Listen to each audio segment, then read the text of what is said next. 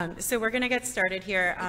We are here to talk to you about things you can do to help win more business. I'm Tracy Argandonian. I'm a marketing director with AECom. My group leads most of our federal marketing and proposals for the company. But 20 years ago, I was employee number 8 at a very small business. And there was a lot that we were trying to do to win work with the federal government, both with the Department of Transportation as well as the Corps, and there was a lot that we didn't know. We did a lot of things the hard way. We did a lot of things that probably wasted our time, and we want to talk to you today about some tips to help those of you out here at other small businesses do things better and faster and win more. So we've got a panel today. We're going to ask a lot of questions about getting started, capability statements, proposals, and then taking your contracts into task order awards. So with me today, I have 3 panelists. Paige Bleckinger. I'll let Paige introduce herself. Good afternoon. I'm Paige Bleckinger. I'm the Chief of Contracting at the Savannah District for the Corps of Engineers. Is that on? Can you all hear? Okay. I should have started with, is that on? And Mr. Denver Heath.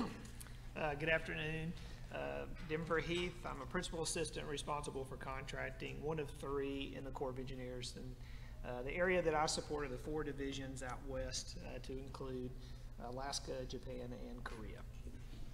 And Miss Alicia Rogers with AECom.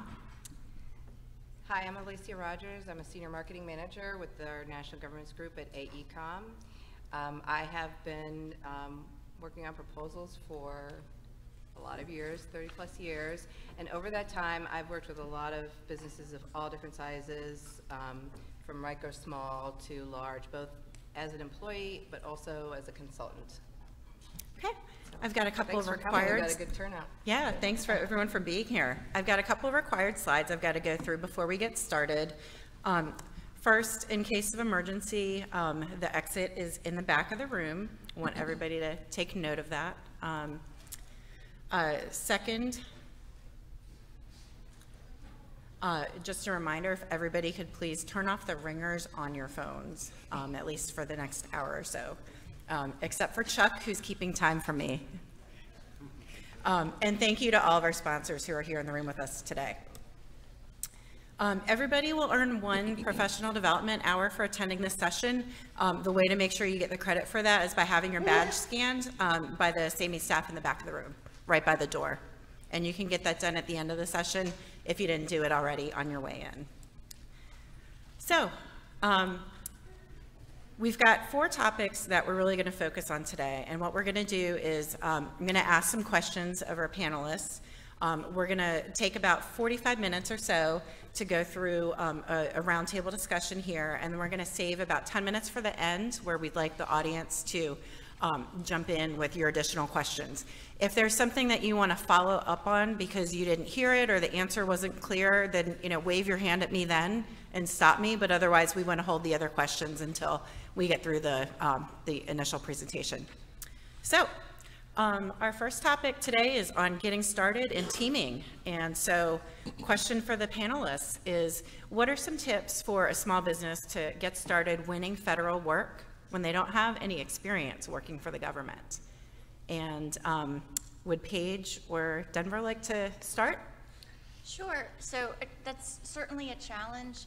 I think oftentimes when we put out solicitations, it appears as though we're asking for people to submit proposals for the exact project that we're soliciting for. And you may or may not have done that, but I think there's opportunities not only with subcontracting work, but partnering with other companies that maybe have that experience, so you can show that on your proposals. It's really important to make sure that the experience, the specialized experience, and the past performance that you're proposing on is what we're looking for. Denver, you want to add something to that? Obviously, when we put something out for bid, we're looking for the best contractors that we can find to execute the work. Mission's very important to what we do. If you were here yesterday, Lieutenant General Semonite started it out by saying, when we select you as the contractor, we expect performance. And so when we're looking at the past performance and experience, we rank that pretty high within our criteria.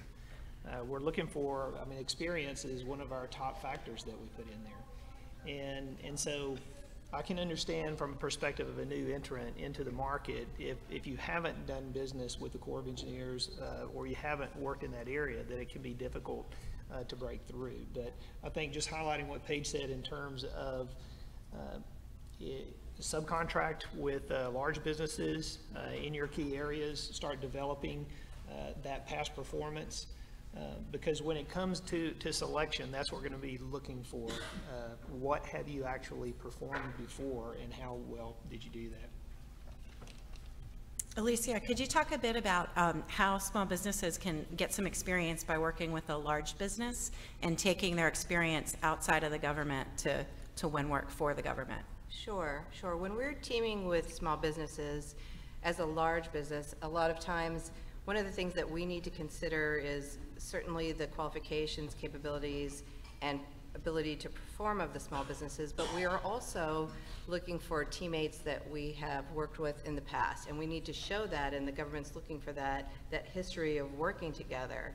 And sometimes that can be a challenge if the small businesses have not done a lot of federal work or have not done a lot of federal work with our organization. So you know, it's a situation where we can often leverage work that we've done on the commercial side, where maybe there's easier gates to teaming and getting that kind of work, and we can leverage that to show a history of working together, you know, preferably performing the same scope of services that are required for that solicitation. So that's a way to kind of work around that. And you know, I'll second the thing, you know, what Denver said, which is that the past performance is really critical.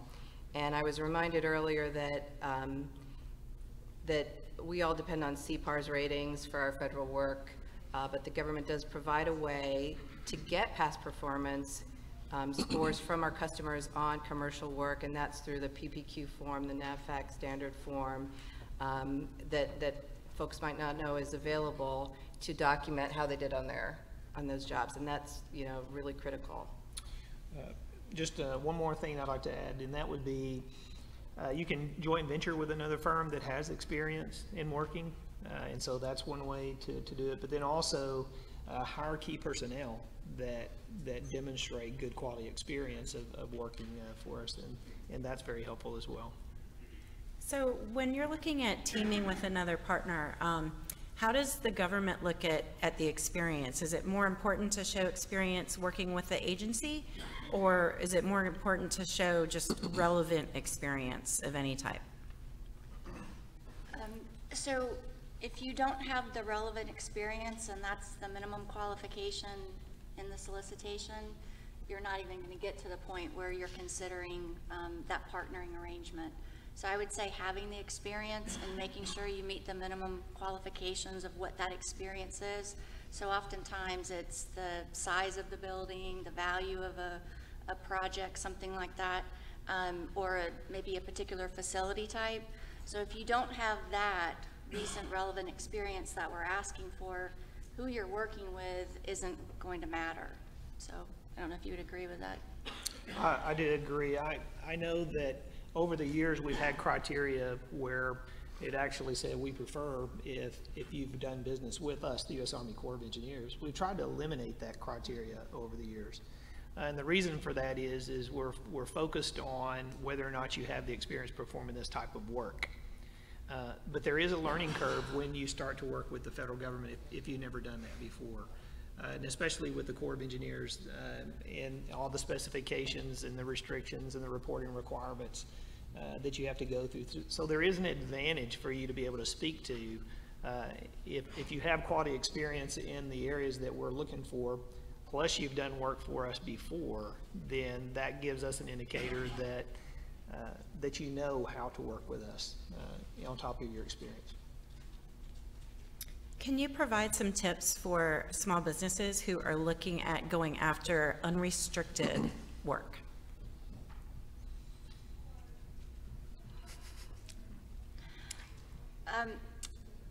So do you want to talk about the way you've packaged some of your pools? Because Sure. you do it a little bit differently. I think to create an environment to where we have both small business participation and unrestricted participation, the way that we're structuring our multiple award task order contract vehicles now, not all of them, but many of them, is to have both a unrestricted and a reserve, a small business reserve pool. And these are not separate solicitations in separate capacities with separate task orders. You can literally, as a small business, compete for 100% of the capacity, as long as you can acquire the bonding to be able to compete at those higher levels. But the way that it would work is the small businesses that are in the reserve portion, we can set aside work directly to you, and only small businesses would compete for that work. However, if we sent something unrestricted to be competition, all of the contractors, both unrestricted and small businesses, have the opportunity to compete for that work. So that gives you an option to be able to compete just for your own in a small business setting, but then compete against the unrestricted contractors for work at a higher level. So for small businesses who are looking for teaming partners, what are some suggestions for them to figure out not only who are some firms they could team with, but where to find out about existing opportunities or upcoming opportunities in addition to events like this? I think that through conferences such as this, we've got the booths out there, we have the forecasted workload. I think this is a great opportunity for you to stop by the division booths to find out what's coming down the road. But the Corps of Engineers also had 70 outreach industry days across the enterprise this past year, to where each of the divisions or the districts themselves have reached out to industry in some form or fashion to talk about the work that they're doing locally. And so that's your opportunity to be able to plug into to those districts at that point to understand what work is coming down the road. It's also a great opportunity to be able to network with both small and large businesses at those events and find out who specifically is going to compete for these projects as they come out. And then, of course, when the announcement comes out, you'll be able to see that that's the work, and you'll be able to see who's going to compete for those on industry-specific days for larger programs. But I know that it's somewhat difficult to be able to find one location where everything is listed in terms of projection for all Corps of Engineers offices out there today. Right now, that single location doesn't exist in terms of something you can forecast 6 months, 12 months down the road. The Fed Biz Ops is the only place really that you can go to, but that's at the point that the requirement is ready to hit the street. Mm-hmm. In addition to these national conventions such as this one, there are, take advantage of your local SAME, the different chapters around the country, because you can learn a lot. You can meet a lot of large businesses there as well, hear about other opportunities. There are other online services beyond Fed Biz Ops where you can get some advanced notice. GovWin comes to mind, but talk to people at different companies, find out what the contracts they hold, what contracts are coming up for recompete, where they're incumbents, who their competitors are, and do that research and figure out where it is that you want to be, and kind of use that to help you focus in on those opportunities that are most of interest. Good, that's very helpful. Could you talk a little bit about the sources sought stage and market research and what the government's looking for in a response to a market research request? Sure. So oftentimes when we put out sources sought, we're trying to make a decision early in the process on how we're going to procure different actions, different projects. It's not necessarily to learn the specific capabilities of those firms. There's specific questions that we're asking. We're usually asking about bonding, we're asking about certain experience. And so when you respond to that, it helps us in our acquisition planning to decide, well, when we get ready to solicit that project or solicit that contract, we are going to set it aside because we got enough response from industry to indicate that we'll get good competition. Or we're not going to set it aside. We're going to go unrestricted because the responses that we got didn't really demonstrate there's a whole lot of capability within this region at this time to set it aside. So it helps us make that decision. Sometimes you'll see later that sources sought will either come out again, or it'll come out and look fairly similar, but maybe it's a tad bit different. And that's because we've gotten now to the point where we're ready to solicit and we want to refresh our market research. And again, at that time, we're looking for some specific information. I think we often get way more than we ask for. And if there's much effort or expense put into that, it's somewhat wasted. The people that are using that information in the sources sought, they're usually putting it together into a market survey, market research report that's then going to be used to make decisions down the road. Yeah, I'll say that that's one thing that was of interest to me because, you know, you always have to be very mindful of where you spend your dollars. And, you know, as Paige was saying, they're looking for the specific answers to the questions. So putting together, you know, the time and effort to put together a lot of additional information, you know, it's probably not the best money spent because it's not going to be considered either at that point.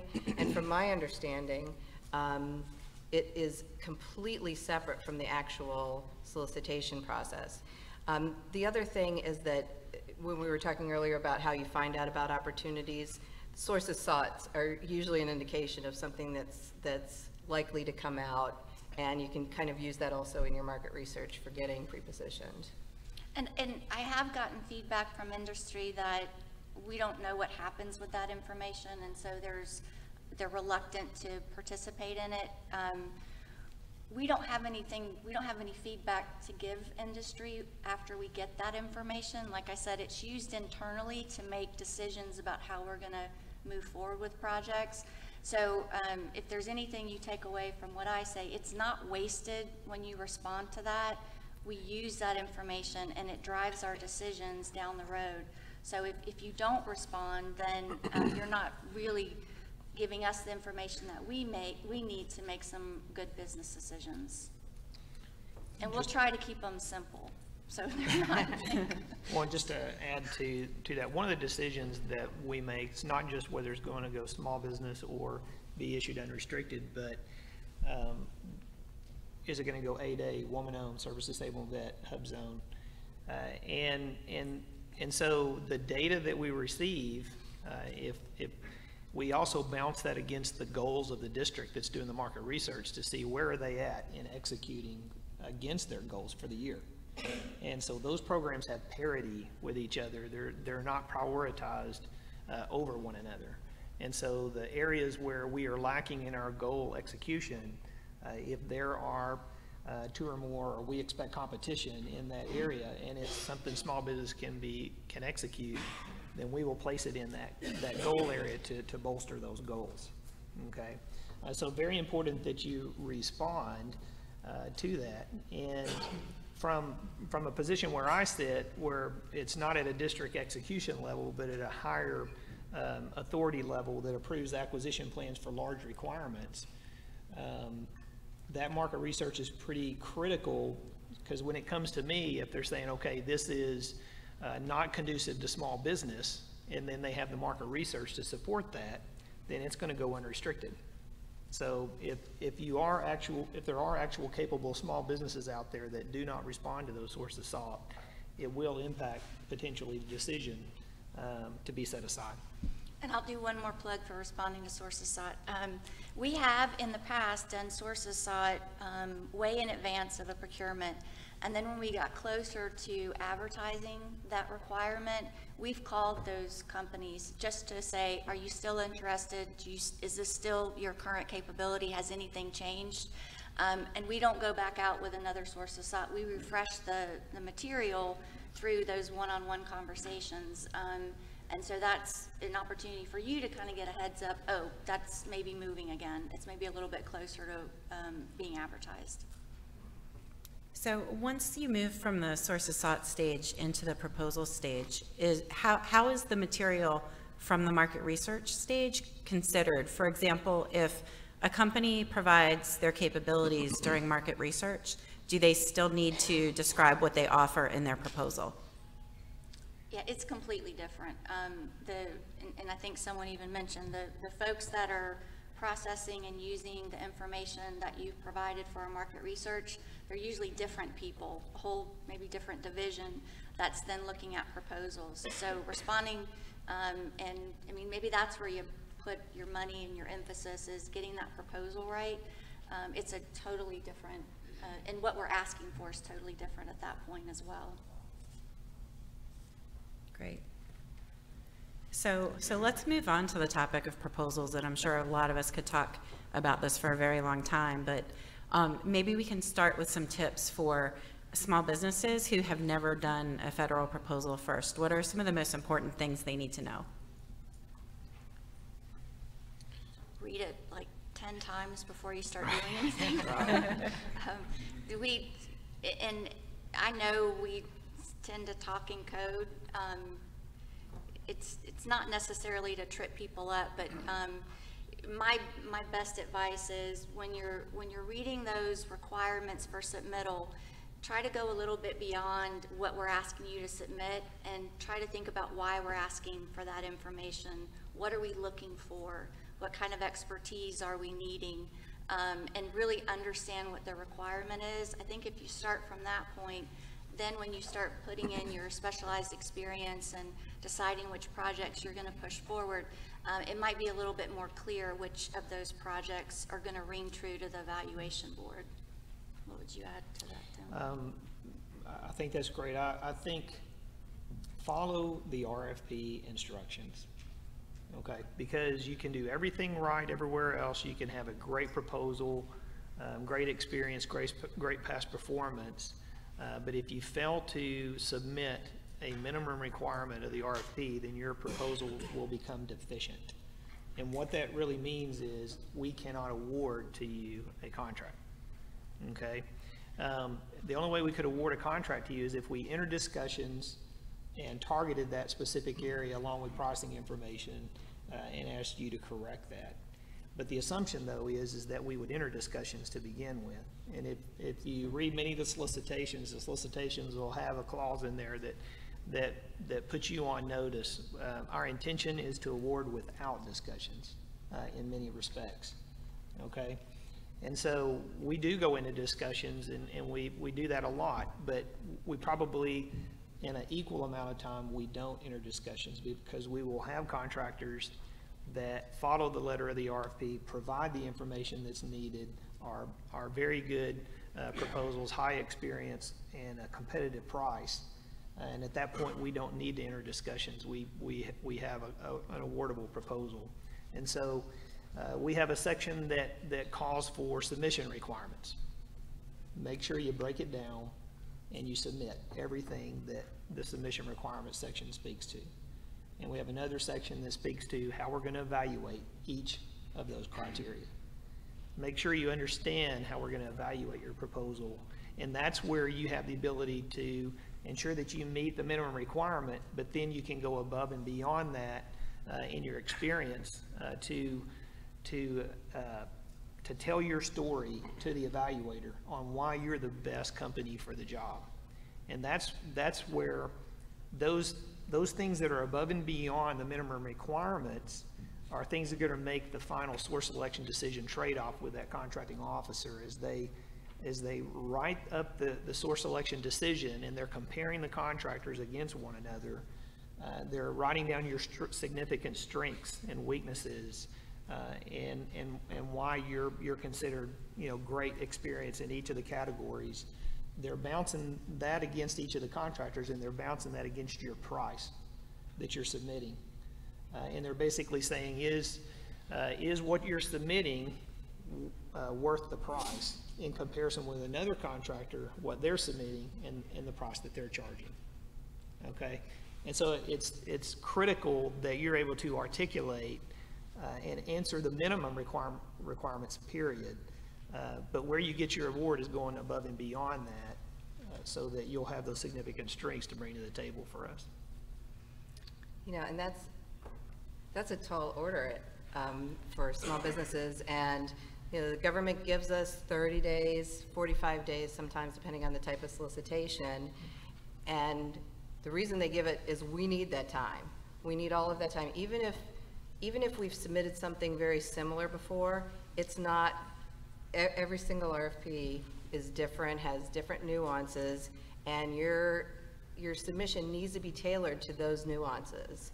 And you need the time to do that, read, reread, recheck, QC, make sure you've caught everything, that you've left nothing to chance. If there's something that you think maybe could be perceived as a weakness, you explain why it's not a risk to the government that you're providing this. Really be very thorough in the information. Use that entire you know, response time that we're given. I think there's also, you know, also make sure if you're unsure about something in the solicitation, we typically receive some period of time that we can ask questions on the RFP. So we need to also take advantage of that to really hone in what we need to be doing and we need to be saying to achieve what. I think that's extremely important. The exchanges that we have with industry once our solicitation out there is very limited. So contacting the contract specialist or the contracting officer probably is going to lead you towards, you need to formally ask those questions. We use ProjNet. I'm sure there's other systems out there, but ask those questions. Be clear in what your questions are, because we read every single one of those, and if we're seeing the same thing over and over again, we say, wait a minute, we got something going on that we need to step back and fix or change or explain better, because industry, the people that we want to bring us proposals, are confused about what we're asking for. So we need to know if something isn't clear, so we can respond to that. And if there's just one question about it, it's not going to get a ton of attention. We'll look at it and we'll probably refer you to somewhere else in the solicitation to find your answer. But if I get the same question 4 or 5 times, then we need to stop. And kind of to go to your point, use your full period to develop your proposal. And often happens, there'll be an amendment that's going to change the proposal due date. So you don't want to, no reason to submit it ahead of time, because something might change and then you're going to need to go back and change it again. But we often do that because industry is kind of being a quality check on what we've put out there, and when we get feedback, we need to go and make changes to it. So we haven't yet issued the perfect solicitation that I'm aware of.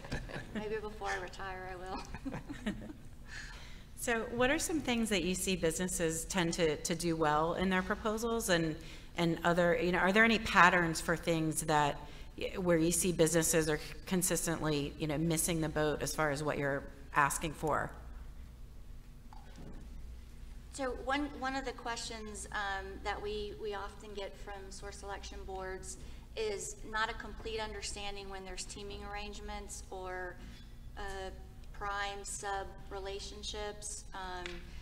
So if you have a team arrangement, if you have a joint venture, even if you've worked with that firm before, just make sure that that business arrangement and who's doing what and who's bringing what to the project is clear, because oftentimes the board is a tad bit confused if you have multiple people that have come together to bid this one project, and then you see experience from somebody else, and you're trying to figure out, why am I looking at this experience if they're not this firm? So you just need to make that clear, what those business arrangements are and who's doing what. And you might even say in your, when you're submitting your projects, you know, who had the lead on this and what % of the work was done by the person that is also submitting on this project.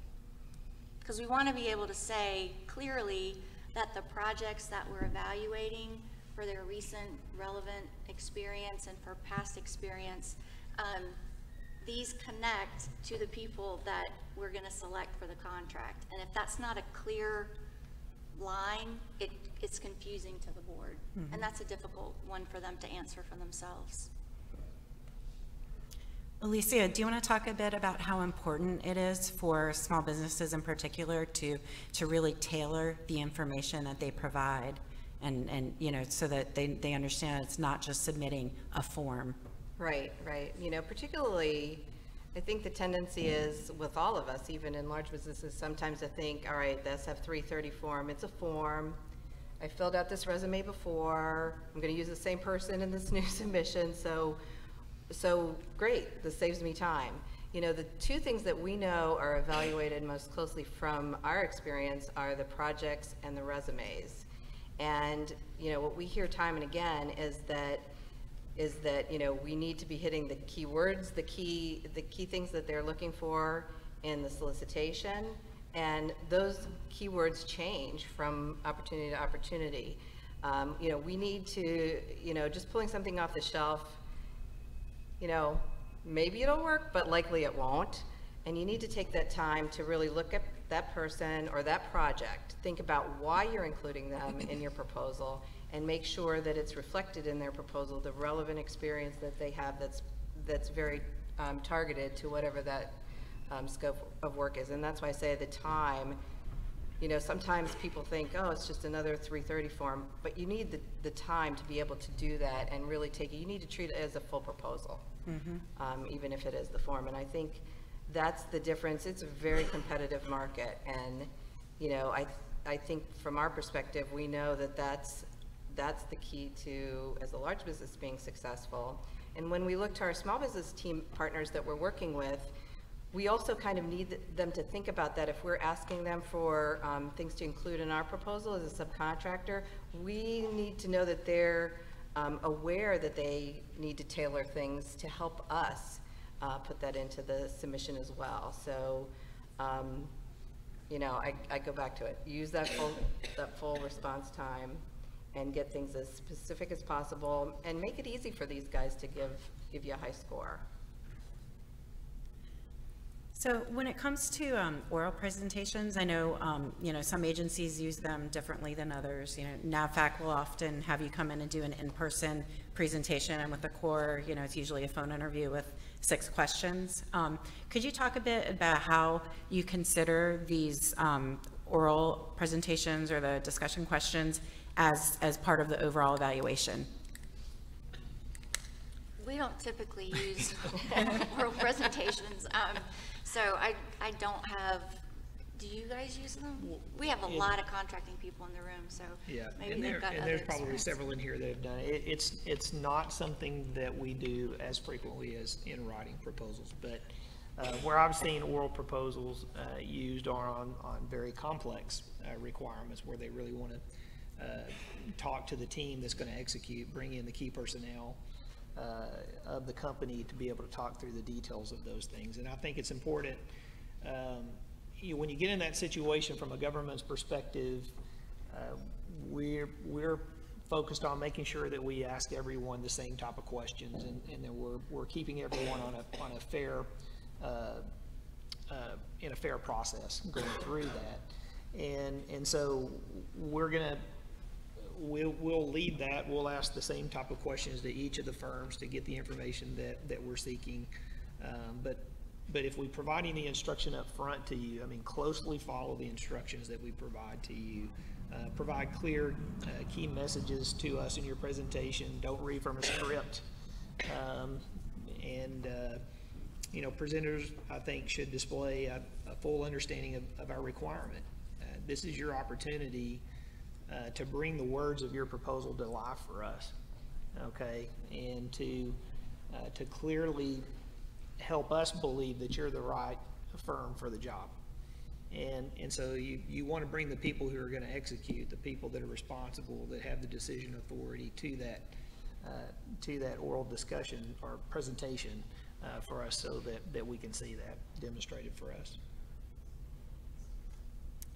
My next question is for Alicia. So you've worked with a lot of small businesses who are here at this event, both as a consultant and also representing AECOM as a large business partner. Mm-hmm. What are some tips that you have for small businesses when they're working on a proposal with a larger business, and how can they learn from that experience?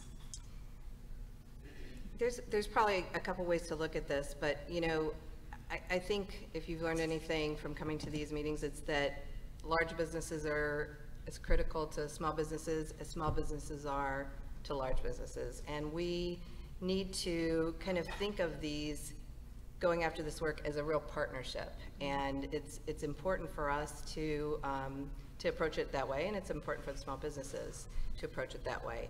I think that, you know, often we'll work with small businesses and they'll come and say, hey, we're gonna prime this, but we want you to team with us. Hey, can you help us with the proposal? And sometimes they mean, can you help us by writing the proposal? And, you know, we've done that. But I think what's a preferred way is we would love to work with you, have you lead the proposal and help you learn from that. In kind of a mentorship. It's a win-win for, I think, both the large business and the small business. And we want to work, we also, you know, I'll go back to, we also want to work with firms again and again and establish those partnerships. You know, if a firm is kind of committed to working with us, we'll be more committed to working with them and helping them with these kinds of things. So let's do I think working as a partnership. Ask questions of the large businesses. They've done a lot of things before. If you're not sure the best approach, you know, learn from what they know. Pull in that information. Okay. So now talk a bit about next steps. So once you've gotten that contract award, either as a small business prime or as a subcontractor to a large business, you know, there's still a bit of work that needs to be done to turn that into task order awards. So what are some ways that small businesses can learn about some upcoming task orders? And then what do they need to consider to make sure that they win some of those awards? You know, I think that you've already touched on this, which is if we're talking about an IDIQ contract, a task order type contract, just getting that contract is not all the work. You know, there's a lot still to be done. So, you know, determining what those task orders are, it can sometimes be a challenge. But understand that you need to really work with your prime. You need to know who within the organization you can talk to about upcoming opportunities, make sure they're aware of your skills and capabilities, really kind of still consider it as work to be done. Because it's highly unlikely if you just sit back, you've won a big contract, or you're on a team that's won a big contract, if you just sit there and wait for work to happen for you, it's less likely to happen. You know, you have to invest. It's still work to be done, figuring out what opportunities, helping sell the contract to the customer, maybe even trying to get in on some, get together with your prime to give some joint presentations, or you know, other things that you can do. There's no magical, unfortunately, there's no easy way to always approach this, but just recognizing that just sitting back and waiting once an IDIQ contract has hit is probably not going to get you the amount of work that you want. Right. I think what's really good is that if you receive an ATOC award, now you're in a limited competition pool. Okay, so you have maybe 4 or 5 other contractors in there with you, depending on what type of contract it is. And so that's the good news, right? It's not a full and open competition anymore. You know who your competitors are, and so you have a 1 in 5 or 1 in 3 chance of receiving the award. So that's the good news. But you still have to do the same things that you did before. You need to go to industry days. When the district has an industry day, make sure you're there.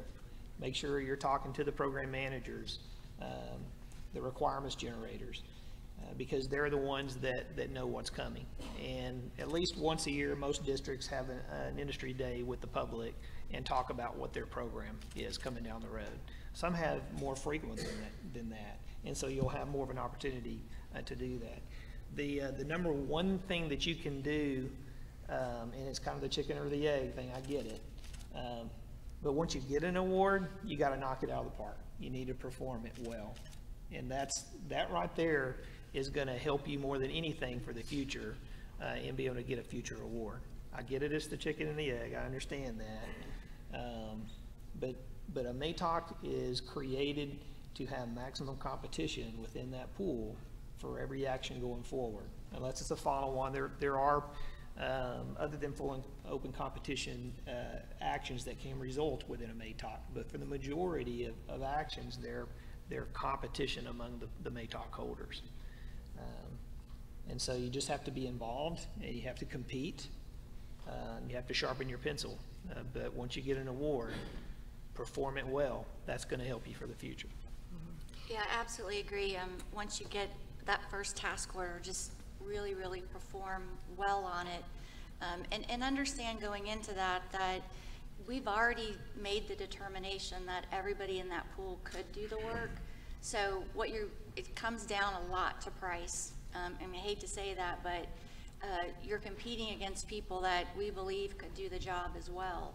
Unless there's something specific, some special technical skill or experience that we're looking for, we're probably not asking for a whole lot of information when you get to the task order level. So really, really sharpen your pencils. The other thing to keep in mind is know our programs. So all of our office have public affairs offices, and they all have Facebooks, and they all have this love to provide information to the public. And so if you go out there and understand the installations and the customers that we're supporting, you get an idea of what kind of work we're doing. So understanding our programs, I think, is really important. We love to talk about what we're doing. So if you pay attention to that, you'll get some insight into what's coming. And then, like Denver said, we often have, I know within our small projects arena, we'll kind of advertise what work we plan on putting against those IDIQ contracts during the year, so we can give people an idea of what's coming. But it's not nearly as time-consuming as standalone contracts, so you have to be very responsive in responding to those. That's one of the reasons we put those contracts in place, is we can turn those task orders around and get to awards quicker. So we expect the folks that are in those pools to kind of step up and respond quickly as well.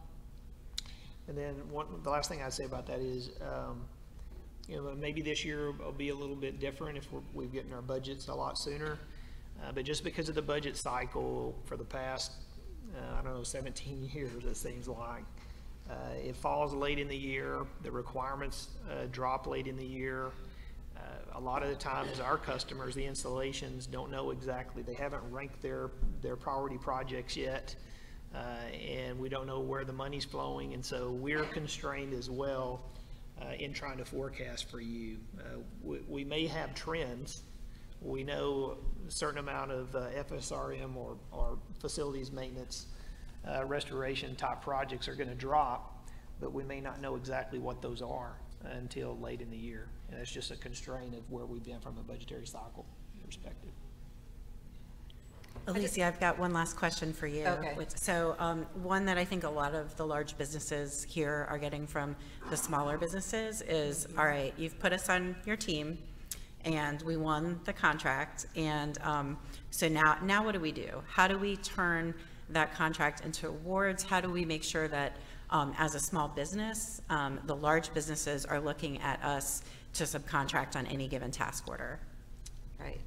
So one thing that comes to mind is that, and maybe this is common sense, but, or maybe just from experience, this, that sometimes the team within a large business that you're working with to go after that initial contract has limited to no involvement when it comes then to the task orders and getting the work. So one thing to be sure that when you're teaming is who the program manager, who the management team is within the organization, where they reside, and those are the relationships that you need to start to build on once the contract's won. And because those are the decision makers for who goes on the team, and it's based on the scope and who is qualified to do the work. But you need to know them, and you need to make sure that they're very familiar with what your capabilities are, your qualifications, your experience, your past performance. And then as the scope of the contracts dictate and that service is needed, you'll have a better chance of getting the call to help on that submission. But I think then it does also go back to past performance. So maybe on some initial task orders, once you get that performance going, you have to deliver, and then the rest will likely come. You're going to be that go-to contractor for those services. Excellent. Would any of you like to share any final thoughts before we open it up into questions? All right. Okay. If you've got questions from the audience, feel free to raise your hand and speak up, or you can step to the microphone in the center of the room. Mm-hmm. Hi. Yes. Hi. Can I just... Sure. I can hear you.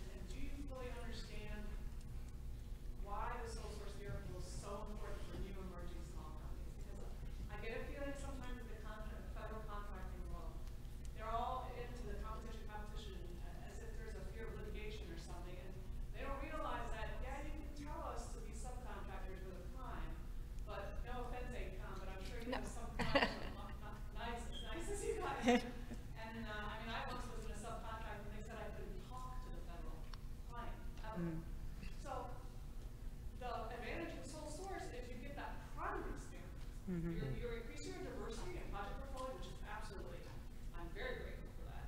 But I'm also getting that program. I was a program manager on 30, 40 task orders consecutively, like concurrently, which is often a requirement to a small set aside. Must have 15, 20 concurrent projects. But you can't give that as a subcontractor for large companies. So the sole source miracle is so important. It takes at least 2 to 3 sole source to finally get that experience where you will do well on a small business set aside where primes actually want to partner with you. And I'm just wondering, like recently my client, there was an auditor there. I don't know where the auditor was from, maybe it was a Navy auditor. But I think we got dinged for using the sole source too much. And I'm like, where is this coming from? There's nothing that says you can't give 9 years worth of sole sourcing if you want to. There's nothing in the SBA that says you can't do that. There's nothing in the FAR that says there's actual paperwork they have to do to justify the sole source. There's no requirement for that stuff. So I'm just wondering, what is your feeling about the sole source? So within the Corps of Engineers, and I won't speak to NAVFAC because I'm not sure what their challenges or authorities are, but within the Corps of Engineers, I think north of 85% of everything we do is competitive. Okay, so we're not in danger of receiving an audit that we're not being, competitive as an organization. In fact, from an 8A sole source vehicle perspective, 4 million and below, what you're talking about, we utilize it heavily to execute these late breaking projects at the end of the fiscal year on an installation. And we've historically executed, whether we call them 8A SATOX, POCAs, different terminology across the entire Corps of Engineers, but we utilize it heavily. And I think, I don't know if there's any small business people from the Corps in the room or not, but I think we probably exceed our 8A goals through that vehicle nationally from the enterprise. But the other economic groups, socioeconomic groups, or set-aside groups don't have that authority, the same authority as the 8A sole source vehicle. Okay, and so it takes more market research, or it takes a specific reason why we're setting something aside from a sole source. Well, not setting aside, but going sole source. And so I'm not aware of from a park perspective, it's below my threshold to get involved to say yes or no on that, but I'm highly supportive of the 8A sole source vehicle up to 4 million. And I'd say from a district perspective, We use it whenever necessary. At least every couple of weeks, we'll be solving a problem, and the question will be, well, are they an 8A? And we think that's going to be our solution, because we can do a match with them. We use it a lot. Like Denver said, it's usually on those projects that we need to move quickly on, and working in a competitive environment would complicate it. And what we'll typically do is, when we're looking for those 8As, we go to the installations that we support, because there are firms and companies that are doing work there that we're not a part of. So we want to know who in your area is doing work that is going well. And then we'll go to our Deputy for Small Business and find who's come to talk to you to say that they want to do work in our area. And then we'll do some searches. And if that person hits in all 3 areas, that's probably someone we're going to give a call and say, how responsive can you be on this project that we need to turn around rather quickly? Now, I will say, also from an enterprise perspective, we're handed goals in each of the small business categories that we need to meet or exceed. But we're also tracked from the Army level on competition goals as well. So there is a heavy emphasis from a higher threshold perspective that they want us to compete, okay? Because they believe through competition we get the best prices and save the most money, okay? But that's from an enterprise higher level perspective. It is not to suggest that we wouldn't support the 8A sole source $4 million threshold. Do you understand my point that the sole source enables you to work with small companies? Oh, of course. Compete later? Yeah, that's the whole Absolutely. point. I mean, we're in complete agreement. We're not discounting your argument at all. I mean, I'm not sure of other organizations that would exceed the amount of money that we put in the 8A sole source program. I just wanted to add with the Corps of Engineers as well, that the latest NDAA includes language in it that says that we should be giving CPARS ratings to key subcontractors. Subcontractors perform 20% or more of the work, right? So I think Congress is listening to small businesses saying, if I don't get a prime contract, then I don't get CPARS, how do I get work? So I think that's their way of trying to assist you, you know, if you're getting work through subcontracting, because the other thing Congress is pushing through Office of Management, Budget, and all of DOD is strategic sourcing and larger vehicles. So I think, you know, they're trying to do both things, still help small business and allow you to give CPARS rating even as a subcontractor. That's great. Great question. That's news to me. Thank you for bringing that up. I see another hand in the back. Can you just talk a little bit about debriefs and what questions can be asked and the value of both debriefing if you win and if you don't win? Sure. So I always encourage folks to request a debrief. We'll typically, at our district, ask you to submit questions ahead of time, so we make sure we've got the right people participating in the debrief. I prefer oral debriefs, but other contracting professionals prefer to do those written. If the intent going into the debrief is to trip us up and find something that we did wrong so you'll have grounds for a protest, it's probably not going to be a good learning experience for you. The intent of the debrief really is to help you understand what our process was, and to help you understand how your proposal was evaluated. We can't compare you or talk about anybody else's proposals. We can't really even tell you how many people proposed. So if the discussion and if your intent going in is to understand how is my proposal evaluated by the board, it can be very successful and you can get some meaningful input back. Do you want to add anything to I think from a senior level perspective, we definitely encourage oral debriefs. It's important to be able to give that feedback to you on your significant weaknesses or strengths, okay? But to be able to have that dialogue to let you know if we found deficiencies that weren't addressed or the significant weaknesses that affected your proposal. From a contractor perspective, you know, I agree. We ask for debriefs whether we won or whether we've lost, so valuable. Even if we aren't able, sometimes we'll ask questions and we'll get the, no, I'm sorry, we can't answer that. But as much information as we can glean as to what we can do to improve our proposal, maybe what are those nuances. Every core district, every DoD agency, they have little nuances of what they like and what they don't like. And sometimes you can really determine those from the debrief process. So getting those is super valuable, but even more valuable is the next time you go after work with that agency is to make sure your proposal team has access to that debrief and reviews it and looks at it in comparison to the last document, so you can really understand where things, particularly, I mean, obviously when on losing proposals, but winning ones as well. So you can really understand, okay, what worked, what didn't work, what can we tweak, and use it as a lessons learned and to improve the process. It's of huge value from my perspective.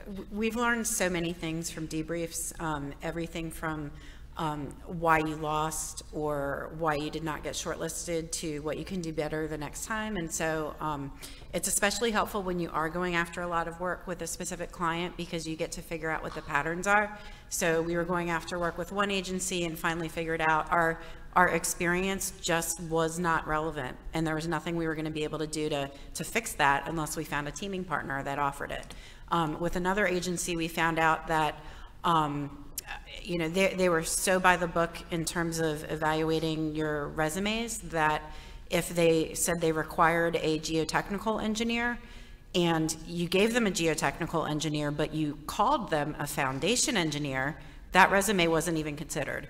And these are the kinds of things that you learn from a debrief to make sure that not only are you not thrown out because of a deficiency, but how to do better the next time. Mm-hmm. Because I think we hear it again and again that the competition is so, is so close on some of these submittals. So they have to look for some of those things. And when you get the debrief, you might think, gosh, that's just so picky, really, what, that's something that caused us to not win. But when you really look at it and understand, that's the level sometimes they have to go to really distinguish between who they're going to select and who they're not going to select. And I think, that's really important. And I forgot to mention this earlier when I was talking about, looking at the RFP and reading the RFP. One thing we were talking about earlier was was in a solicitation, when they say extra consideration, additional consideration will be given for for firms that have this or firms that have that. We now know, painfully, that means we better answer that in order to get the highest possible score, because if we don't provide that, our competitors are going to provide that, they're going to get a better score. So anytime you see that little statement in a solicitation, read it as a must-have. Word of advice. Yes, in front. Now, in your MATOGs and your pools that you collect for the certain areas that you pull from, let's say at this time my company materially isn't qualified for that pool, but then there's a material change, let's say a partnership or something that will need to be qualified for that later on. Is there any way to have additions to that at a later time? Because I know that there's a time period that they run and everything. No, I think that's an excellent question. The question was, if you miss out on the MATOG competition and you're not one of the, let's say 5, you're not one of the 5 that receive the award, and it's because you have your lack of experience, but you're able to gain that experience down the road, is there a way to get into the pool?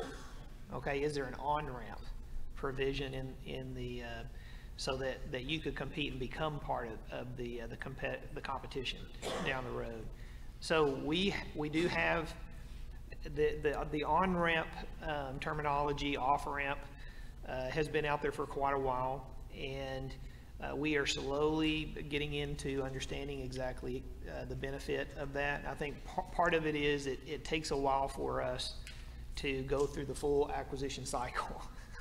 Okay, and so If we get 2 years into a 5-year MATOC, and then we decide we want to add somebody to the MATOC, it may take us another 2 years to get you back into the MATOC, and we're working on shrinking those timelines down. Okay, but now we're looking at taking our MATOCs from a 5-year period, and we're stretching them to 7 years. In some cases 10 years, and there's even a pilot program out there now that would take it to 15 years. All right, and so the on-ramp piece of that is going to be critical for us to be able to add contractors to the pool as we go forward. And there's legal concerns and all that kind of stuff that I won't get into, here before you today. But we need to be, because what's going to happen over a period of even 7 years, there's going to be contractors that fall out. They decide to move on. They go out of business, or they decide to move to some other kind of field or something. That leaves a space at the table that we should be able to fill. And if we plan for it appropriately up front in the acquisition plan, and we've gotten the process approved, we should be able to immediately issue an RFP asking for proposals to fill that seat at the table. So we are working on that, and we've actually I've approved acquisition plans with that within it recently. The reason why I'm asking is I'm actually a FEMA contractor, and we do have a good background, and we've actually done a lot of work for you guys as well. But oh, I'm sorry. Anyway, the reason why I ask is I'm a FEMA contractor. We've actually in the past done a lot of work for the Corps as well.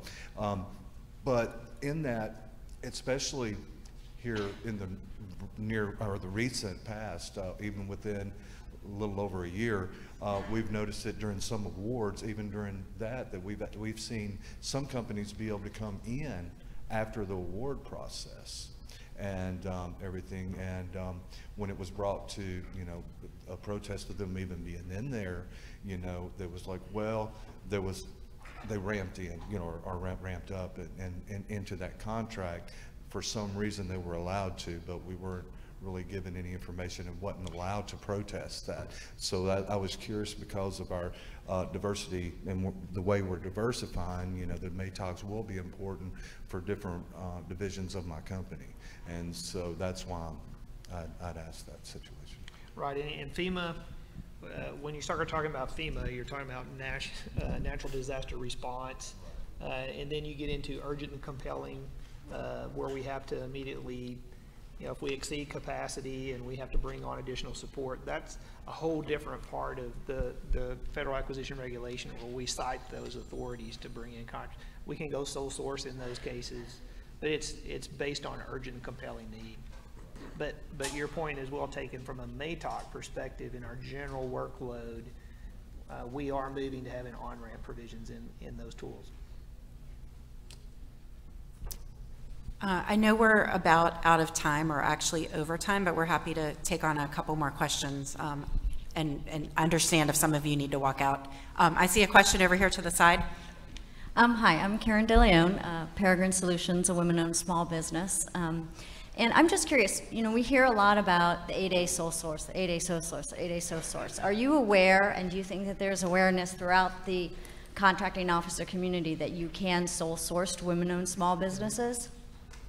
Yes. Do you think that there's a reason it's not as attractive and we're not hearing as much as about it? It's new. It's new, but it's a different authority. You still have to do the market research, and there has to be limited sources in that area. Mm-hmm. And so when we do the market research, it's not one source in the area generally. And so that's the impact. Whereas in the 8A environment, we can go to the source and move on. In the women-owned environment, we have to do the market research, and if there's more than one, that forces us into a competition aspect. Okay. Any other questions? Did you want to mention that we'll be around this afternoon? All right. So Alicia and I will be at the AECOM booth if anyone has any questions for industry. Paige will be at the South Atlantic Division booth for a while if you have questions for her. And feel free to email me if you've got anything else that you don't want to ask in front of 100 people, and I'll forward it to our panelists as necessary. Thank you all for your time.